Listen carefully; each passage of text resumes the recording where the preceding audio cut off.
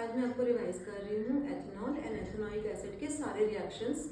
अगर आप ये सारे रिएक्शन लर्न कर लोगे तो एग्जाम में आपका एथेनॉल और एथेनॉइक एसिड में कोई भी कंफ्यूजन नहीं होगा।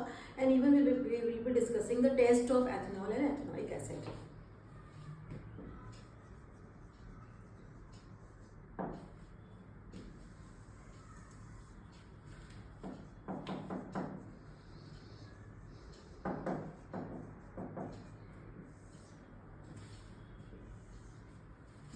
एथेनॉल का फर्स्ट रिएक्शन मैं लिखने जा रही हूँ C2H5OH प्लस एक नेसेंट ऑक्सीजन लिखेंगे। This nascent oxygen is supplied by oxidising agent. वो ऑक्सीडाइजिंग एजेंट आप कुछ भी ले सकते हो। ऑक्सीडाइजिंग एजेंट में आप ले सकते हो KMnO4 या फिर ले सकते हो K2Cr2O7। KMnO4 को पढ़ेंगे पोटेशियम परमैंगनेट एंड इसको पढ़ेंगे पोटेशियम डाइक्रोमेट। ये दोनों ही ऑक्सीडाइजिंग एजेंट हैं जो रिएक्टेंट में ऑक्सीजन ऐड करते हैं। अगर ये ऑक्सीजन यहाँ पे ऐड हो जाएगी तो बनेगा एक एथेनॉइक एसिड। वो हम ऐसे रिप्रेजेंट करेंगे CH3COOH। हम इसके नेमिंग्स भी लिखेंगे यहाँ पर एथेनॉइक एसिड और यहाँ पर लिखेंगे एथेनॉल। एक बहुत इंपॉर्टेंट बात जो पूरी एनसीईआरटी में फॉलो करनी है, वो इम्पोर्टेंट बात यह है कि अगर आपने रिएक्टेंट में कोई भी ऐसा कार्बन कंपाउंड लिया है जिसमें रिएक्टेंट में 2 कार्बन है, तो ऐसा कभी नहीं हो सकता कि प्रोडक्ट में वो चेंज हो जाए। तो अगर आपने रिएक्टेंट में 2 कार्बन लिए तो प्रोडक्ट में भी 2 ही कार्बन आएंगे। तो never change any of the compound that is starting from ethanol and becoming ethanoic acid. अगर एथेनॉल है तो वो एथेनॉइक एसिड ही बनेगा। तो this is tip for you कि आप कोई भी रिएक्शन लिखो उसके कार्बन कंपाउंड का नंबर कभी चेंज नहीं होगा। दूसरा एक और रिएक्शन, यहाँ पे मैं इसको हेडिंग भी दे रही हूँ, रिएक्शन विद सोडियम मेटल। ऊपर वाले रिएक्शन का भी मैं एक हेडिंग दे रही हूँ which is oxidation. Reaction with sodium metal आपको सिर्फ यहाँ पर एथेनॉल लेना है और इसमें डालना है अ पीस ऑफ सोडियम। यहाँ पर फिर से मैं लिख रही हूँ एथेनॉल और ये बन जाएगा। सोडियम पहले से ही बहुत रिएक्टिव है तो आपको एरो के ऊपर कुछ भी नहीं लिखना। सोडियम को जैसे ही आप एथेनॉल में डालोगे आपका कंपाउंड बन जाएगा which is C2H5ONA and the release of hydrogen. Hydrogen is in gaseous form. इसका नाम लिख रहे हैं हम लोग सोडियम एथाऑक्साइड। सोडियम एथाऑक्साइड। सो आपके पास एक रिएक्शन आया ऑक्सीडेशन, दूसरा आया है सोडियम मेटल और तीसरा आपके पास रिएक्शन होगा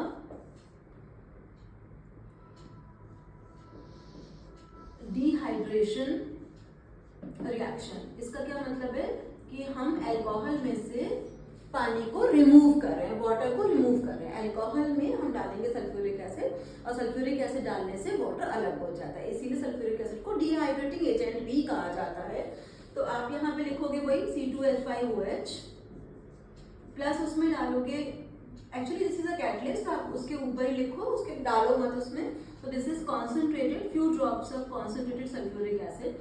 जब आपका वाटर निकल गया इसके अंदर से तो बनी है ethene CH2 double bond CH2 plus water.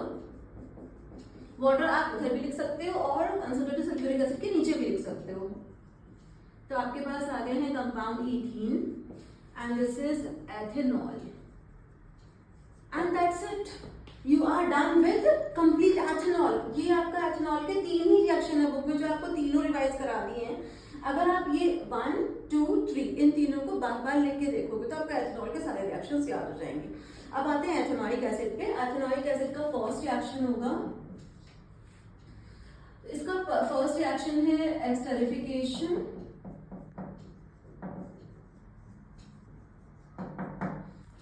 Esterification इसका नाम इसलिए रखा गया क्योंकि ये बनाता है एस्टर्स। एस्टर्स कैसे बनेंगे? सबसे पहले आप लोग CH3COOH जिसका कि नाम है एथेनॉइक एसिड, उसमें डालो अल्कोहल दैट इज C2H5OH, इसका भी नाम है एथेनॉल। बहुत आसान है। क्या करना है, एसिड का हमेशा H प्लस आयन अलग होता है तो H को अलग कर लेंगे और अल्कोहल का OH अलग कर लेंगे। आपको पता है H और OH मिलके बन जाएगा वाटर और आपको क्या करना है, वही सेम फॉर्मूला कॉपी करना है CH3COO और उसके एंड में जहां पर H लगा हुआ था वहां पर C2H5 लगा देना है। तो इसमें भी drops of concentrated sulphuric acid और यहाँ बन जाएगा CH3COO C2H5। इसको पढ़ेंगे, एक एस्टर है जो कि एक स्वीट स्मेलिंग सब्सटेंस है।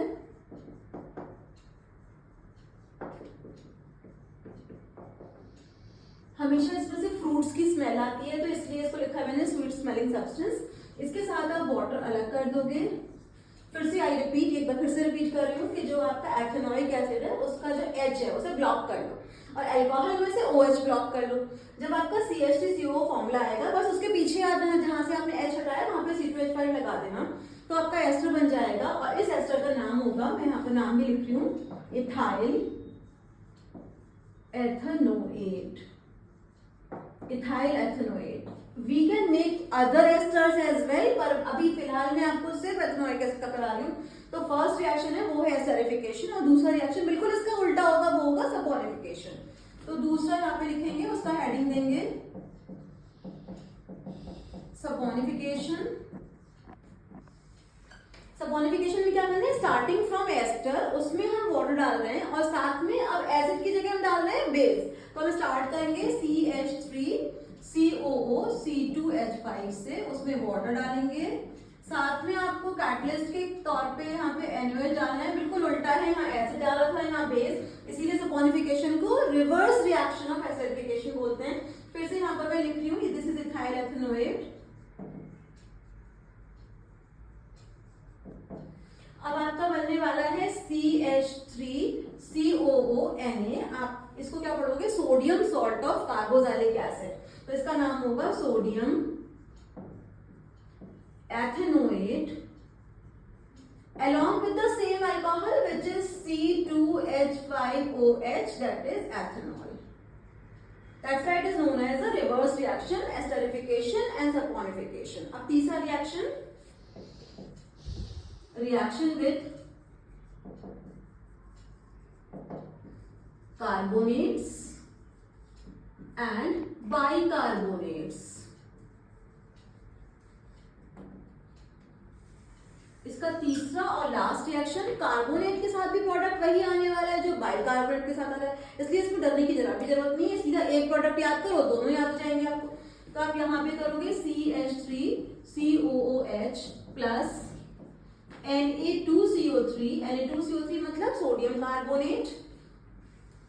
यहाँ पे लिखो CH3COOH, मतलब यहाँ पे लिखो NaHCO3, ये सोडियम बाइकार्बोनेट। इसको हम बेकिंग सोडा भी कहते हैं, मैं यहाँ पर बेकिंग सोडा लिख रही हूँ। अब आपका बनने वाला है same product which is CH3COONA plus CO2 plus water. Same यहां पर भी CH3COONA plus CO2 plus water. Product exactly same है दोनों का, तो आप यहाँ पर याद कर सकते हो। एक्चुअली सोडियम एथेनोएट आपने यहाँ भी याद किया, ये भी सोडियम एथेनोएट है, ये भी सोडियम एथेनोएट है।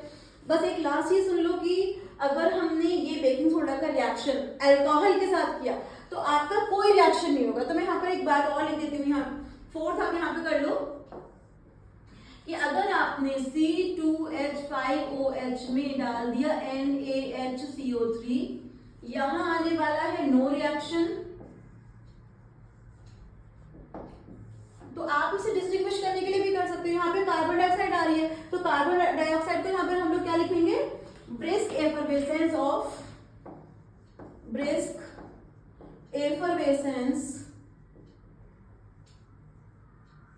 Of carbon dioxide.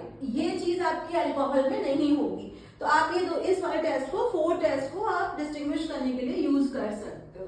तो जितने भी मैंने आपको टेस्ट बताए ये आप एग्जाम के लिए याद कर लो। This is very easy.